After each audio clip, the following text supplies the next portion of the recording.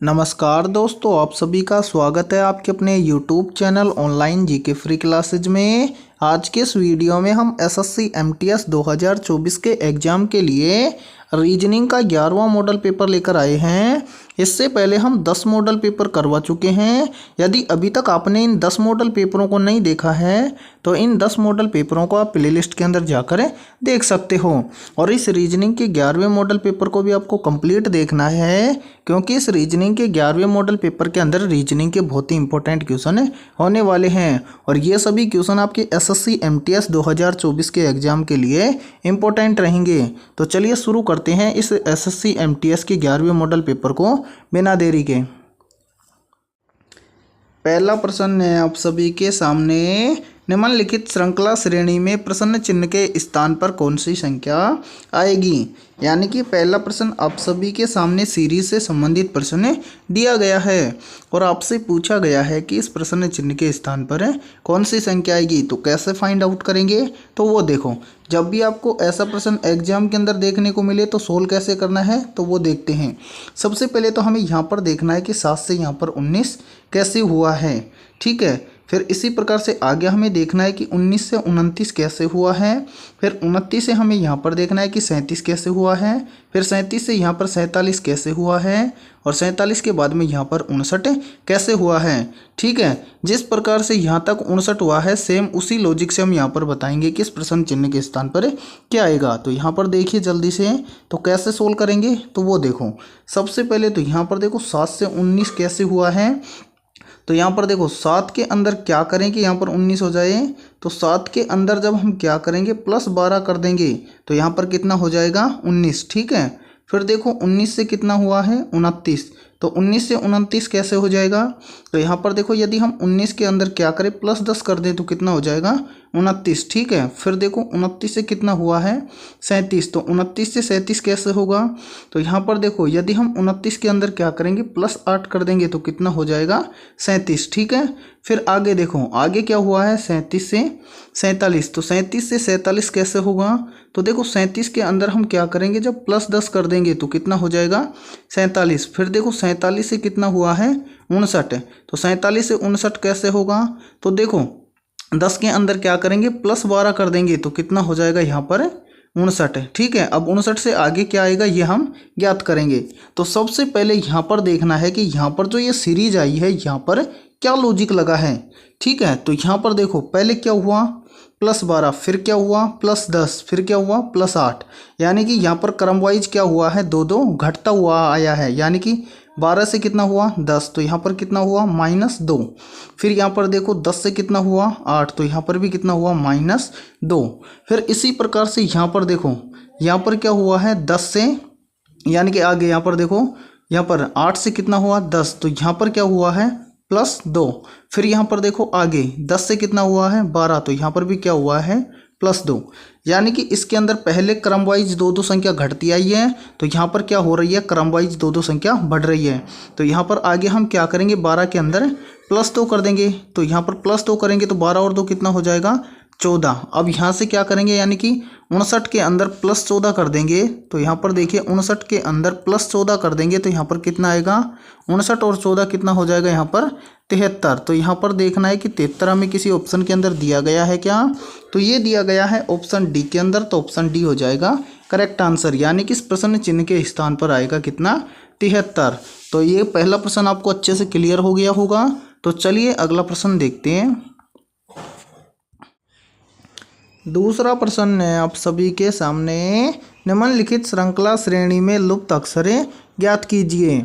यानी कि सेकंड प्रश्न भी आप सभी के सामने सीरीज से संबंधित प्रश्न दिया गया है और आपसे पूछा गया है कि यहाँ पर जितने भी लुप्त अक्षर हैं उनको आपको क्या करना है ज्ञात करना है। तो देखिए ऐसे प्रश्न को आप एग्जाम में कैसे फाइंड आउट करोगे, तो वो देखो, सबसे पहले तो यहाँ पर हमें देखना है कि सीरीज में हमें क्या क्या दिया गया है। तो सीरीज में हमें दिया गया है DF, फिर खाली स्थान है, फिर है L, फिर है P, फिर है V। यानी कि यहाँ पर खाली स्थान वाले अक्षर हमें क्या करने हैं ज्ञात करने हैं। तो कैसे ज्ञात करेंगे वो देखो। सबसे पहले तो यहाँ पर देखो जो पहला लेटर दिया गया है ये क्या है D, तो डी कितने नंबर पर आता है, 4 नंबर पर। फिर इसके आगे क्या है, एफ, एफ कितने नंबर पर आता है, 6 नंबर पर।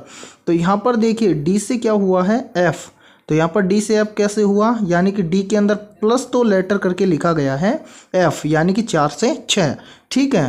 फिर इसी प्रकार से हम देखेंगे कि एफ से यहाँ पर क्या आएगा, ठीक है। तो एफ कितने नंबर पर है, 6 नंबर पर, और 6 के अंदर हम +2 कर देंगे तो क्या आएगा, 8, और 8 पर क्या आता है, तो एच, तो यहाँ पर एक बार भर के देखते हैं एच, ठीक है। फिर इसी प्रकार से हम देखेंगे एस से यहाँ पर, तो एच कितने नंबर पर आता है, 8 नंबर पर, और 8 के अंदर भी हम क्या करेंगे, +2 करेंगे तो कितना हो जाएगा, 10, और 10 पर क्या आएगा, जे, तो यहाँ पर क्या भर देंगे, जे, ठीक है, यानी कि 10 नंबर पर आता है जे। फिर यहाँ पर देखेंगे कि जे से क्या आया है, एल, तो जे से एल कैसे आएगा, तो यहाँ पर भी क्या करेंगे, +2, तो देखो 10 के अंदर +2 करेंगे तो कितना हो जाएगा, 12, और 12 नंबर पर क्या आता है, एल आता है, यानी कि ये सीरीज क्या हो रही है, सही तरीके से चल रही है, यानी कि हर लेटर के अंदर क्या हुआ है, +2 करके लिखा गया है नेक्स्ट लेटर, ठीक है। तो इसी प्रकार से हम देखेंगे कि एल से यहाँ पर क्या आएगा, ठीक है। तो एल से यहाँ पर क्या आएगा, तो एल आता है 12 नंबर पर, और 12 के अंदर भी यहाँ पर हम क्या करेंगे, +2, तो 12 के अंदर +2 करेंगे तो क्या हो जाएगा, 14, और 14 पर कौन सा लेटर आता है, एन, तो यहाँ पर हम भरेंगे एन, ठीक है। तो एन के ऊपर लिख देंगे 14, ठीक है। फिर क्या है, पी, तो यहाँ पर देखिए एन से पी कैसे आया है, तो यहाँ पर देखिए एन कितने नंबर पर आता है, 14 पर, और 14 के अंदर +2 कर देंगे तो कितना हो जाएगा, 16, और 16 पर क्या आता है, पी। फिर देखेंगे पी से यहाँ पर इस खाली स्थान पर क्या आएगा, तो पी आता है 16 नंबर पर, और 16 के अंदर भी क्या करेंगे, +2 करेंगे तो क्या आएगा, 18, और 18 नंबर पर कौन सा लेटर आता है, आर, तो यहाँ पर इस 18 पर लिख देंगे, 18 नंबर पर लिख देंगे आर। फिर देखेंगे कि आर से इस प्रश्न चिन्ह के यहाँ पर क्या आएगा खाली स्थान पर, तो 18 आता है कितने नंबर पर, आर आता है 18 नंबर पर, और 18 के अंदर क्या करेंगे, +2, तो कितना हो जाएगा 20, और 20 नंबर पर क्या आता है, टी, तो यहाँ पर लिखेंगे टी, और टी के ऊपर लिख देंगे 20। फिर देखिए टी से क्या हुआ है, वी, तो टी से वी कैसे होगा, तो टी आता है 20 नंबर पर, और 20 के अंदर +2 कर देंगे तो कितना हो जाएगा 22, और 22 नंबर पर क्या आता है, वी आता है, ठीक है। फिर देखेंगे वी से इस खाली स्थान पर क्या आएगा, तो देखिए सेम इसी प्रकार से वी आता है 22 नंबर पर, और 22 के अंदर भी क्या करेंगे, +2 करेंगे तो कितना हो जाएगा 24, और 24 नंबर पर क्या आता है, एक्स, तो यहाँ पर लिखेंगे एक्स, ठीक है। अब यानी कि इस खाली स्थान के अंदर क्या क्या भरा गया है उसको हम यहाँ पर लिखेंगे। तो पहले लिखा गया था एच, तो यहाँ पर हम लिखेंगे एच, एच के बाद में लिखा गया था जे, तो यहाँ पर हम लिखेंगे एच के बाद में जे। फिर देखो जे के बाद में लिखा गया था एन, तो यहाँ पर लिखेंगे एन। फिर एन के बाद में क्या आया, आर, आर के बाद में क्या आया था, टी, और टी के बाद में क्या आया था, एक्स। यानी कि इन खाली स्थान के अंदर कौन कौन से लेटर भरे जाएंगे या अक्षर भरे जाएंगे, तो H, J, N, R, T, x.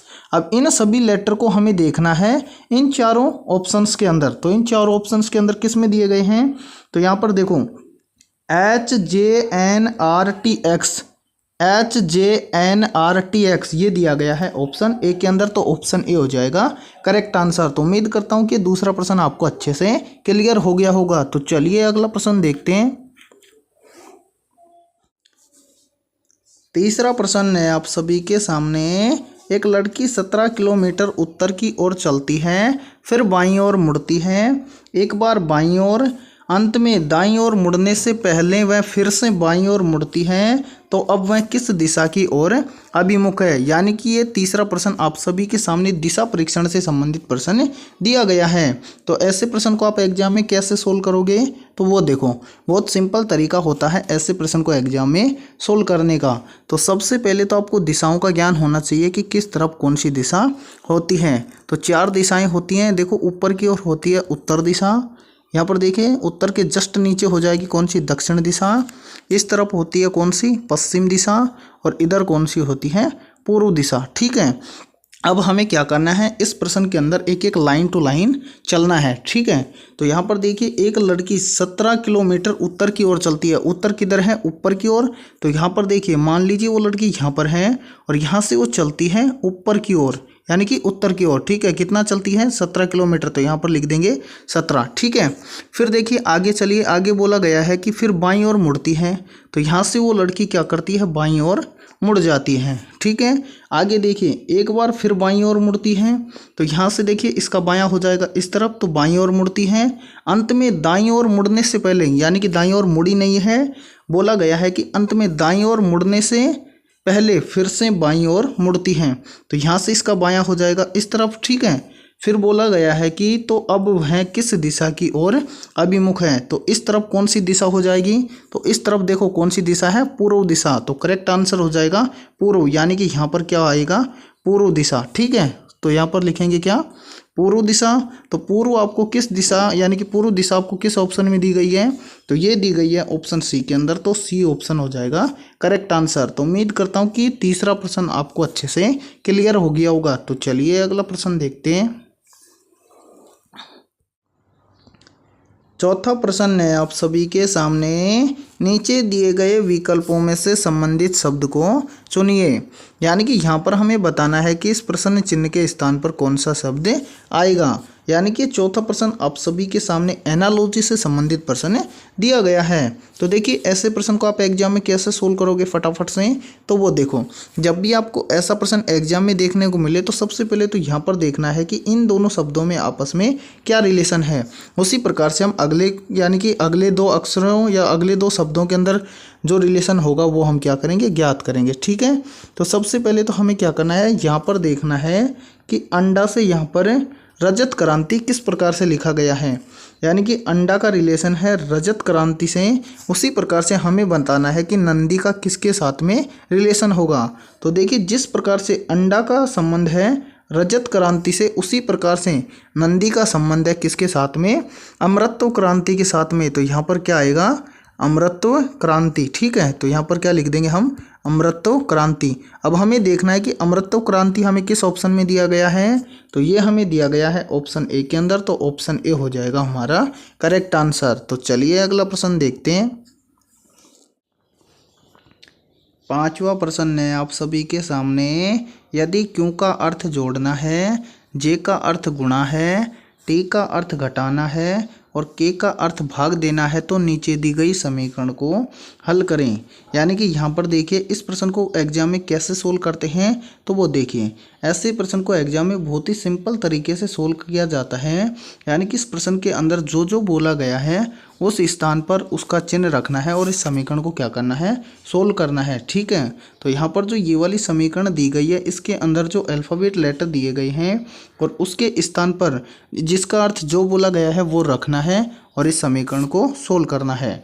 तो सबसे पहले यहाँ पर बोला गया है कि क्यों का अर्थ है जोड़ना। तो यहाँ पर देखिए जिस भी स्थान पर क्यों है, यहाँ पर क्यों है, तो यहाँ पर क्या रखेंगे, प्लस, ठीक है। फिर आगे देखिए बोला गया है कि जे का अर्थ है गुणा, तो यहाँ पर जे का अर्थ क्या हो जाएगा, गुणा, ठीक है। फिर आगे बोला गया है कि टी का अर्थ है घटाना, तो यहाँ पर टी कहाँ पर है, तो टी का अर्थ हो जाएगा घटाना, ठीक है। फिर आगे बोला गया है कि के का अर्थ है भाग देना, तो के का अर्थ हो जाएगा भाग। आगे बोला गया है कि नीचे दी गई समीकरण को हल करें, यानी कि अब जो नई समीकरण बनेगी उसे हम क्या करना है, सोल्व करना है। तो यहाँ पर क्या है, पहले 30, फिर के का अर्थ क्या है, भाग, तो यहाँ पर रखेंगे भाग। फिर क्या है 2, तो यहाँ पर लिखेंगे 2। फिर क्या है क्यों, क्यों के स्थान पर क्या है प्लस, यानी कि जोड़ना। फिर क्या है 3, तो यहाँ पर लिखेंगे 3। फिर क्या है जे का अर्थ है गुणा, तो यहाँ पर लिखेंगे गुणा। फिर क्या है 6। फिर क्या है टी का मतलब क्या है घटाना, तो यहाँ पर लिखेंगे माइनस। फिर कितना है 5, तो यहाँ पर लिखेंगे 5। और इस समीकरण को सोल्व करेंगे तो यहाँ पर क्या आएगा, अब इस समीकरण को सोल्व करना है। तो यहाँ पर देखिए 30 में क्या करेंगे, 2 का भाग देंगे, तो यहाँ पर 30 में 2 का भाग देंगे तो कितना आएगा 15। फिर क्या है प्लस, ठीक है। फिर 6 और 3 का आपस में गुणा करेंगे तो कितना हो जाएगा 6 3 18। फिर क्या है माइनस में 5 और इसे सोल्व करना है और बताना है कि आगे क्या आएगा। तो यहाँ पर देखिए 15 और 18 कितना हो जाएगा, तो 15 और 18 होता है कितना 33, ठीक है।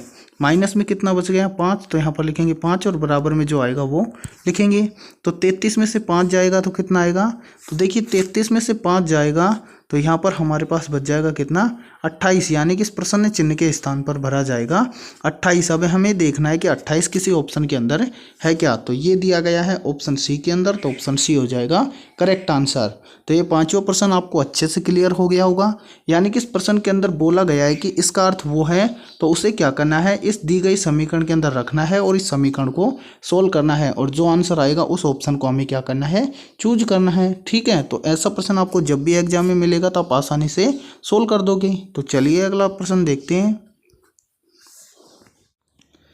छठा प्रश्न है आप सभी के सामने, यदि किसी घड़ी में 5:20 का समय हो रहा हो तो जल प्रतिबिंब में क्या समय दिखाई देगा। यानी कि छठा प्रश्न आप सभी के सामने जल प्रतिबिंब से संबंधित प्रश्न दिया गया है। तो ऐसे प्रश्न को आप एसएससी एमटीएस के एग्जाम में कैसे सोल्व करोगे, तो वो देखो। यानी कि आपके एग्जाम में जो सबसे आसान क्वेश्चन आएगा, मेरे हिसाब से जितने भी क्वेश्चन आएंगे उनमें से सबसे आसान क्वेश्चन होने वाला है आपका जल प्रतिबिंब और दर्पण प्रतिबिंब से संबंधित होने वाला है। तो अब देखिए, ऐसे प्रश्न को आप एसएससी एमटीएस के एग्जाम में मात्र 2 सेकंड से भी कम समय में कैसे सोल्व करोगे, तो वो देखो। यानी कि आपको क्या ट्रिक लगानी है, जब भी आपसे जल प्रतिबिंब पूछे तो आपको क्या करना है, यानी कि 6:30 के समय में से आपको क्या करना है, जो प्रश्न के अंदर जो समय दिया जाता है उस समय को आपको क्या करना है, घटा देना है। और जो समय आएगा वो क्या आएगा, जल प्रतिबिंब। तो ट्रिक क्या लगेगी, यानी कि 6:30 में से हमें घटाना है जो प्रश्न के अंदर दिया गया है वो समय। तो प्रश्न के अंदर क्या समय दिया गया है, 5:20। तो यहाँ पर हम लिखेंगे 5:20।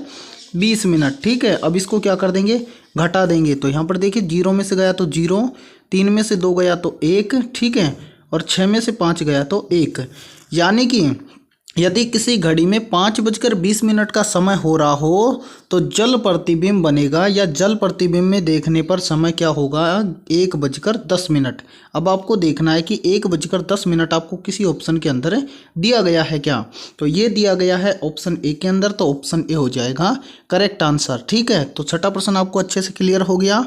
मान लो कि यहीं पे प्रश्न पूछ लेता कि यदि किसी घड़ी में 5:20 का समय हो रहा हो तो दर्पण प्रतिबिंब क्या होगा, या दर्पण में देखने पर क्या समय होगा। ठीक है, तो आपको क्या करना है, जब आपको करना है, क्या ट्रिक लगानी है, आपको करना क्या है, 11:60 में से घटा देना है जो समय आपको प्रश्न में दिया गया है। तो प्रश्न में आपको क्या समय दिया गया है, 5:20। तो यहाँ पर लिखेंगे 5:20। ठीक है, अब यहाँ पर 0, 6 में से 2 गया तो कितना, 4, और 11 में से 5 गया तो 6। यानी कि दर्पण प्रतिबिंब क्या होगा, 6:40। ठीक है, तो उम्मीद करता हूँ कि आपको ये दोनों प्रश्न आसानी से समझ में आ गए होंगे। यानी कि जल प्रतिबिंब पूछे तो आपको क्या करना है, 36 में से घटा देना है जो समय आपको प्रश्न के अंदर दिया जाए। ठीक है, और यदि पूछ ले कि दर्पण प्रतिबिंब क्या होगा तो आपको क्या ट्रिक लगानी है, 11:60 में से घटा देना है जो समय आपको प्रश्न में दिया गया हो। इस तरह से आपके दोनों चैप्टर क्लियर हो जाएंगे, जल प्रतिबिंब वाला और दर्पण प्रतिबिंब वाला। ठीक है, तो उम्मीद करता हूँ छठा प्रश्न आपको अच्छे से क्लियर हो गया होगा। तो जब भी आपको ऐसा प्रश्न एग्जाम में देखने को मिले तो कैसे सोल्व करेंगे, तो आप कर लोगे। ठीक है, तो चलिए अगला प्रश्न देखते हैं फिर। 7वां प्रश्न है आप सभी के सामने, यदि किसी घड़ी में 9:20 का समय हो रहा हो तो दर्पण प्रतिबिंब में क्या समय दिखाई देगा। यानी कि 7वां प्रश्न आप सभी के सामने दर्पण प्रतिबिंब से संबंधित प्रश्न दिया गया है। तो अब ऐसे प्रश्न को आप एग्जाम में फटाफट से कैसे सोल्व करोगे, तो वो देखो। इसके लिए क्या है, बहुत ही सिंपल तरीका है। तो सोल्व कैसे करेंगे वो देखो। जब भी आपको दर्पण प्रतिबिंब से संबंधित प्रश्न पूछा जाए तो आपको क्या करना है, जो भी आपको समय दिया जाए किसमें, प्रश्न के अंदर, तो उस समय को आपको क्या करना है, 11:60 में से घटा देना है। ये बहुत ही सिंपल तरीका है इसका, इसको आपको याद रखना है। यानी कि दर्पण प्रतिबिंब से संबंधित आपको प्रश्न पूछा जाए और कुछ भी समय आपको प्रश्न के अंदर दे तो, या कुछ भी समय आपको प्रश्न के अंदर दे तो आपको क्या करना है, उस समय को 11:60 में से घटा देना है। तो अब यहाँ पर क्या समय दिया गया है, 9:20। तो यहाँ पर हम क्या करेंगे, 11:60 में से घटा देंगे किसको, 9:20 को। तो 9:20 को हम घटा देंगे किस में से, 11:60 में से। तो यहाँ पर देखिए, 0 में से गया तो 0, 6 में से 2 गया तो कितना, 4, और 11 में से 9 जाएगा तो कितना, 2। यानी कि यदि किसी घड़ी के अंदर 9:20 का समय हो रहा हो तो उस समय को दर्पण प्रतिबिंब या दर्पण प्रतिबिंब में देखेंगे तो वो समय क्या होगा, 2:40। अब आपको देखना है कि 2:40 आपको किस ऑप्शन के अंदर दिया गया है, तो ये दिया गया है ऑप्शन सी के अंदर, तो ऑप्शन सी हो जाएगा करेक्ट आंसर। तो उम्मीद करता हूँ कि दर्पण प्रतिबिंब से संबंधित प्रश्न आपको जब भी देखने को मिले एग्जाम में तो आप फटाफट से सोल्व कर दोगे। ठीक है, तो चलिए अगला प्रश्न देखते हैं। 8वां प्रश्न है आप सभी के सामने, यदि किसी घड़ी में 18:20 का समय हो रहा हो तो दर्पण प्रतिबिंब में क्या समय दिखाई देगा। अब ऐसे प्रश्न को आप एग्जाम में कैसे सोल्व करोगे तो वो देखो। इसके लिए क्या ट्रिक है, तो ट्रिक क्या है, यानी कि यहाँ पर आपको दिया गया है रेलवे टाइम, ठीक है। तो अब हमें क्या करना है, ज़्यादा कुछ करने की दिक्कत नहीं है। यानी कि आपको पहले दर्पण प्रतिबिंब के अंदर मैंने बताया था कि जो भी आपको समय किसके अंदर दिया जाए, प्रश्न के अंदर दिया जाए, तो उस समय को हमें क्या करना होता है 11:60 में से घटा देना है। लेकिन ये समय कौन सा है, अपने घड़ी वाला समय है। और लेकिन यहाँ पर क्या पूछा गया है, रेलवे समय। तो इसके लिए क्या करना है, ज़्यादा कुछ नहीं करना है। तो रेलवे समय क्या होता है 24 घंटे का। तो उसमें आपको क्या करना है, यानी कि जो भी आपको समय, यानी कि जो भी प्रश्न के अंदर समय दिया जाए तो उसको क्या करना है 23:60 में से घटा देना है। अब यहाँ पर कितना दिया गया है 18:20। तो यहाँ पर इस 23:60 में से घटा देंगे किसको, 18:20 को। तो यहाँ पर देखिए 0, 6 में से 2 गया तो कितना 4, और यहाँ पर देखिए 23 में से 18 को जाएगा तो कितना बचेगा 5। यानी कि यदि किसी घड़ी में 18:20 का समय हो रहा हो तो दर्पण प्रतिबिंब में क्या समय दिखाई देगा, तो दर्पण प्रतिबिंब में हमें समय दिखाई देगा 5:40। तो यहाँ पर ऑप्शन हो जाएगा डी करेक्ट आंसर। तो उम्मीद करता हूँ कि 8वां प्रश्न भी आपको अच्छे से क्लियर हो गया होगा, ठीक है। तो ऐसा प्रश्न आपको जब भी एग्जाम में दिखे तो आप आसानी से सोल्व कर दोगे। तो आज के इस वीडियो में इतना ही। वीडियो पसंद आई है तो इस वीडियो को जल्दी से एक बार लाइक कर दो, और चैनल पर यदि आप पहली बार जुड़े हो तो चैनल को कर लो सब्सक्राइब और बेल आइकन को प्रेस करना, ताकि एसएससी एमटीएस के एग्जाम से संबंधित आने वाली हर वीडियो का नोटिफिकेशन भी आपको सबसे पहले देखने को मिले। तो फिर मिलते हैं ऐसे ही इंपॉर्टेंट क्वेश्चनों के साथ सुबह 7 बजे।